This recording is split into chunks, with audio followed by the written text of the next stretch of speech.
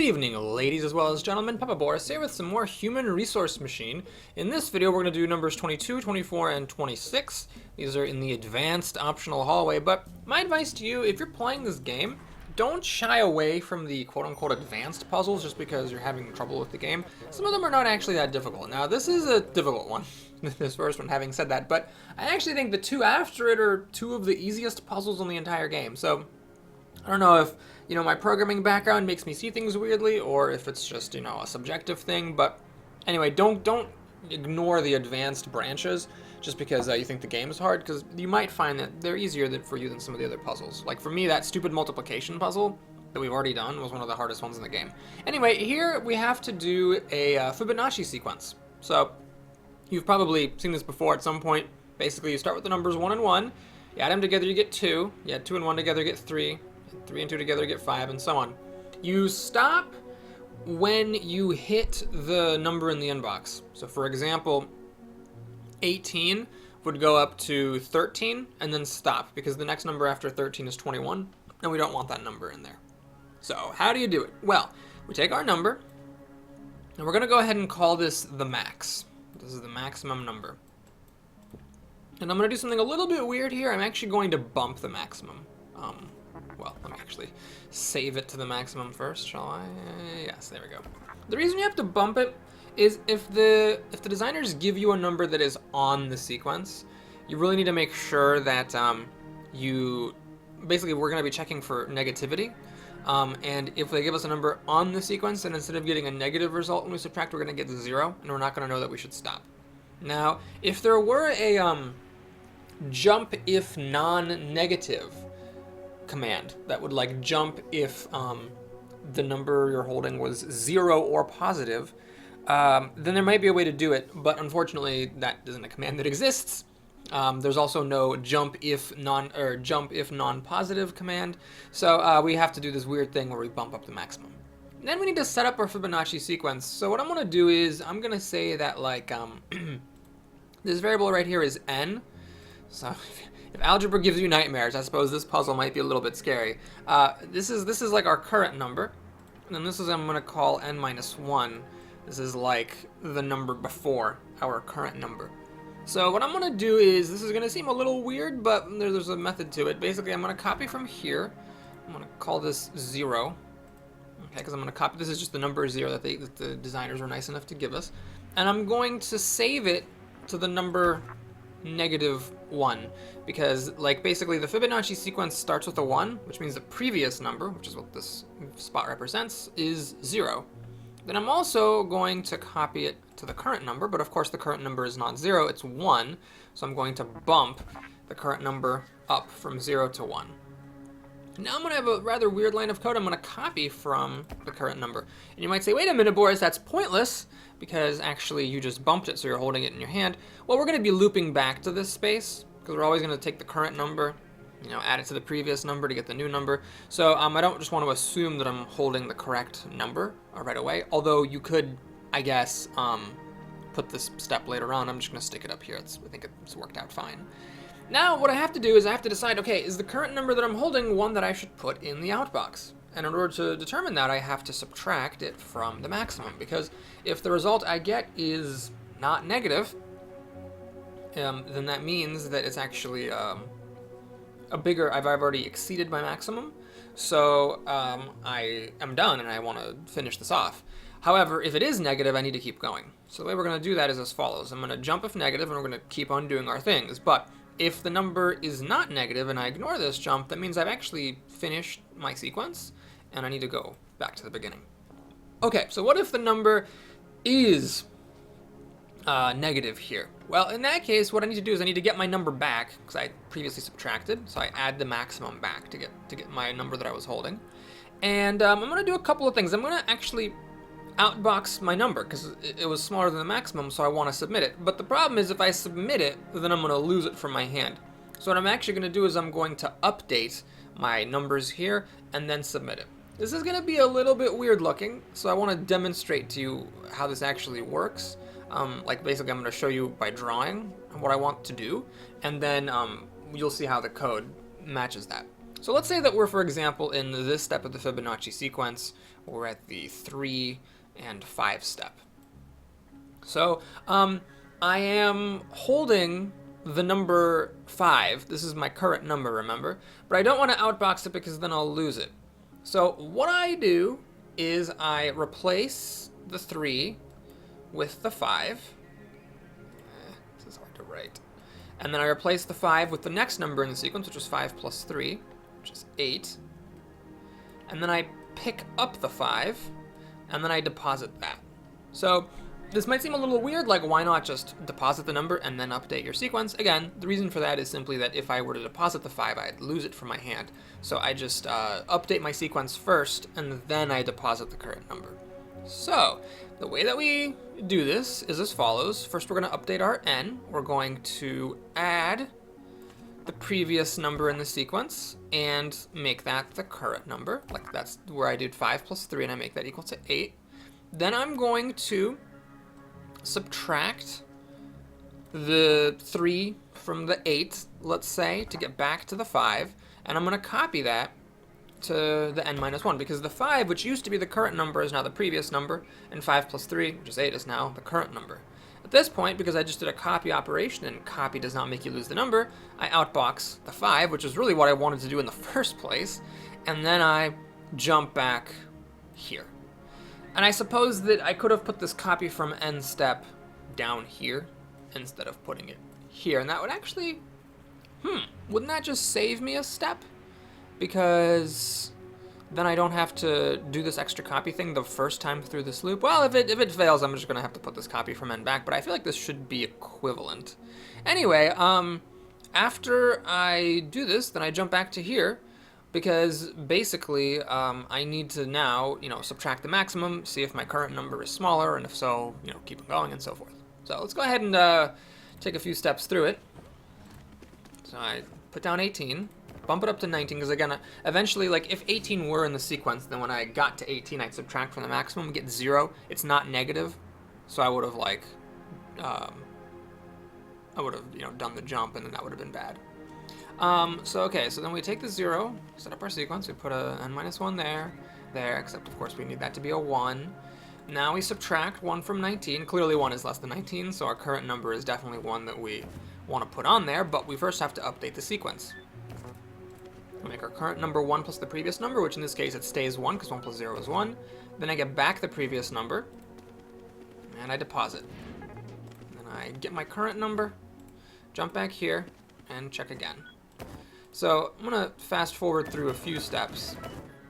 So you can see here, like when my current number is 2, I add 1, get 3, replace the 2 with the 3, because the 3 is my new current number. I subtract the previous number to get the 2, which was my old current number. I deposit it. I copy back my current number, and then I repeat the process. So hopefully this will all magically work. And the next number is actually really good to have, because this is an 8, which is in the Fibonacci sequence. This is going to show you why we have to bump the maximum by 1. So I don't get a negative result here, which means I need to keep on going. Okay, so it's 8. All right, we make 8 the maximum, bump it up by 1, copy from 0, we reset up our sequence, make it start with 0 and 1. All right, now these steps we can skip past, because I basically just want to get to the point where 8 is the current number, and that way you'll see why the max has to be bumped. Or if I'm wrong, then I can just cut that line of code from my program, and never have to worry about it again. Okay, so we're getting close, so let's just do it. So we got 5, definitely want to put the 5 on there, but before we can, we have to update our numbers. There's our next number, 8. Remember, 8 is the number that we started with. Now we put the 5 in. Okay, so basically, I need to put an 8 into my sequence. And right here is where I do the check. So if this maximum were an 8 instead of a 9, then I would have 0 instead of -1. 0 is not negative. So I'd skip to this jump step and go back to the beginning, and I'd never put an 8 in the outbox, so I'd end up getting the wrong results. So this is why the max has to be bumped by 1. This is the only way that I know to include the maximum value if it is actually in the Fibonacci sequence. Now you'll notice I'm doing some extra calculations here. I'm never going to need that 13, but obviously I don't know that in advance, so I have to kind of take the time to do it. Take the 13, subtract the 9, and it's positive, so I have exceeded my maximum, and I go back to the inbox. Okay, this is a solution I'm somewhat proud of, if I remember correctly. Yep, it's actually, this is I think the first one I've ever done that beats the size challenge and the speed challenge. There was another solution I had that was 20 steps, that was like 120 or 20 lines of code, and it was like 126 steps, so you can actually be even faster than this, as the designers are pretty generous with this benchmark, because there's some ways to beat it that I found that were pretty significant, and that, you know, I'm not like a genius at this game or anything, as you've obviously seen by this point. But yeah, we did it, so that's pretty cool, and we can move on to the elevator. Now these next two puzzles, like I said, I think they're some of the easiest puzzles in the whole game. So these are like two advanced puzzles. I'm not really sure why they're in the advanced hallway. They're short. The optimization is the same as the size puzzle for both of them, I think. So I really don't know exactly why they're out here, but they are. So here we're doing modular division. I guess, you know, it is kind of a weird concept, modular division. Or modular arithmetic, so maybe that's why they thought it was going to be advanced. But basically, all you have to do is figure out the remainder that would result if you divided the first number by the second. So this is actually kind of going back to like elementary school division, like when, you know, you couldn't handle decimals yet, right? If you had something like 16 divided by 5, right? You'd say, okay, so 5 goes into 16, great. So you'd be like, let's see if I can fit this. 5 goes into 16 3 times. 3 times 5 is 15, with a remainder of 1. So, like, that's what the designers of the game want here, is they want this remainder. They don't actually care about anything else. Well, finding the remainder is actually, I mean, it's pretty easy. Basically, we have two variables here. We're going to have our big variable. This is the number that we're starting with. And then we're going to have our small variable. This is the number that we're dividing by. Okay, that G is driving me crazy. There we go. Perfect. So all we do is we take our, they're told that actually the first number is our big number, and we divide by the second number. So we take the inbox, and we save it as the big number. This would have been a bit more challenging if you had to figure out which number was the biggest, but the designers, God, I keep saying test makers, because that's what I do when I teach classes. The designers didn't bother with that. We take the second number, we simply copy it to our small value, and now all we have to do is, okay, we say, let's take my big number. And so we'll use this as an example, 7, all right, and we subtract the little number. Then if it's negative, that means we're done. So what we have to do is jump down here. We add the small number back to get whatever the previous number was before. We outbox it, and then we jump. And if it's not negative, that means we've got more subtraction to do, so we just keep on subtracting the small number until we get a negative result, and that's it. So if you're like, what the hell just happened, I can show it to you by handwriting, but I think it's easier to show you with the actual numbers. So 7 is the big number, all right, and then 3 is the small one. Okay, so I take my 7, I subtract 3, get 4. I'm obviously not done yet, so I subtract 3 again, get 1. At this point I am done, though I have no way of knowing. The way I'll find out is when I subtract 3 again, I'm negative. Oh, that means I was actually done before. So I add the small number back, and 1 is my remainder. And indeed, 1 is the remainder when you divide 7 by 3. So we deposit the 1 and go back to the beginning. Okay, we have an answer of 1 again here. So let's see if we have a different thing. Okay, so here we actually have an interesting case where the big number is actually smaller than the little one. Now, whenever you take a number and divide by a number bigger than it, the remainder is just the entire small number. So 3 divided by 9 gives you a remainder of 3. And you'll see this here, because 9 doesn't fit into 3 at all, and then you have a remainder of 3. So we add the 9 back, so we get 3, deposit it, yeah, I mean, that's it. So, honestly, like, compared to what we had to do for that Fibonacci puzzle, like, I think the Fibonacci is definitely harder than this. Clearly, I'm a genius again, because I found a way to beat the size and the speed challenge, but, you know, other than my own geniusness, I really do think this is just an easier puzzle than the Fibonacci puzzle. Okay, then we have a small divide. It's another division puzzle, and this one is, again, I think a fairly straightforward one. Basically, I actually think this is easier than the multiplication puzzle, because when you're doing programming, division is actually a more complicated function than multiplication, but with multiplication, we actually had to do multiplication. Here, we're allowed to ignore negative numbers, we're allowed to ignore division by 0, and we don't have to worry about remainders. Like, if we do 7 divided by 4, we don't have to worry about that being like, you know, 4.7 or 1.75 or whatever. Like, it's just going to be 1. So because of all the things that we don't have to care about, all the aspects of division that the designers allow us to ignore, it actually makes it into, in my opinion, a very, very simple puzzle. I would have actually, if I were designing this game, put the multiplication puzzle here, and I would have put this where the multiplication puzzle was, because it just seems so much easier to me. But anyway, what we're going to do here is we're going to have, I'm going to name them a little differently. We're going to have our current number, and then we're going to have our CNT, our count variable.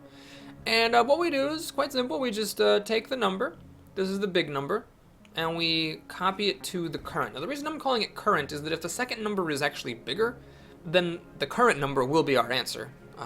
So we can just, you know, grab it and, oh no, I'm sorry, I beg your pardon. That's actually not correct. Why am I calling it current rather than count? I remember, like, when I was prepping this video thinking that was really important. Now I don't know why. Anyway, whatever. So, yeah, we take the current number and we stick it here. Then we subtract the current number and we copy it to the count. I'm just being fancy here. We could also have just copied from 0. But subtracting a number from itself is a way to get 0 as well. So that's fine. But you know what? For clarity, let's just make it like this. So we're going to call this 0. So I copy to the current number, and then I copy 0, and I save it to the count. So basically, the count is how many times I've subtracted, and then the current number is what I've currently got. Okay. Then I take the second number, and this is going to be called, I'm going to give it a new variable name. Let's put it here. This is going to be called my small value, and I'm just going to go ahead and copy it here. So I guess that is the kind of tricky thing about this, is you need 3 variables to do it rather than the 2. So after this, I copy whatever my current value is. I subtract the little number from it. So I take 7, I subtract 4, and then if it's negative, that means that I'm done, just like in the modular division problem. So I'm going to jump here. I'm going to go ahead and copy from whatever the count was. Count, I guess you could also call the answer, like how many times was I able to subtract the small number from the big one in order to, or before I hit negative. Copy from the count, I outbox, and then I jump. Now, if, I'm sorry, this should not be 0, this should be negative. Righto. If this is not a negative value yet, that means I simply copy to whatever the current number is. I bump up my count to indicate that the small number has fit into the big number at least once. And then I jump back here. And again, just like in the previous case, I can actually put this copy step there, because I already... Oh no, I can't do that now. I do need a copy from the current because I just have the small number there, right? So I do need to have the copy from up front. So yeah, let me just show you how it works. Like 4 goes into 7 one time. So we have 7 as our current number. Take 0, that's our count because we haven't done anything yet. And then we take our 4, that's our small number. So I take 7, subtract 4. Okay, that's 1 4 that fits into a 7. It's not negative. Copy that to my current number, and I bump the count by 1. Then I take my current number, which is 3, subtract 4. It's negative, so that means that 4 only fit into 7 once. So I take my count, outbox it, and jump back to the beginning. So here's a case where we got 6 and 3. So 6 is my current number, and 0 is my count. I have to reset all the variables, essentially. 3 is my small number here. Okay, so I copy my 6. I subtract the 3. It fits. So I update my current number, update my count. Then I take my current number, subtract the small number. It still fits, the 0 is not negative, so I copy it. 0 is my current number, update my count. Notice how 3 fits into 6 2 times. And now when I pick up my current number and subtract the small number, I get a negative, which means the number is fit in as many times as it could. So I just copy whatever my latest count was, stick it in the outbox, and jump. And you know, it worked for 2 cases, it'll work for them all. And that's a wrap. So that's how we do division. You basically just keep, the central principle is you keep subtracting the little number until you get negative, and then basically you're done. Alright, so here we did not beat the size challenge, but we beat the speed challenge, so my geniusness clearly continues. Next time, I will have watched this thing, and we're going to go ahead and do some, I'm not sure how many of these string puzzles, which take us into a new realm of challenge. Notice the blue turns into green. The 3-sword is a legitimately really hard puzzle, so I'm probably going to do that in its own video at some point. Alright folks, thanks again for watching. I hope you enjoyed it. Please like and or subscribe, and I'll see you again soon. Take care.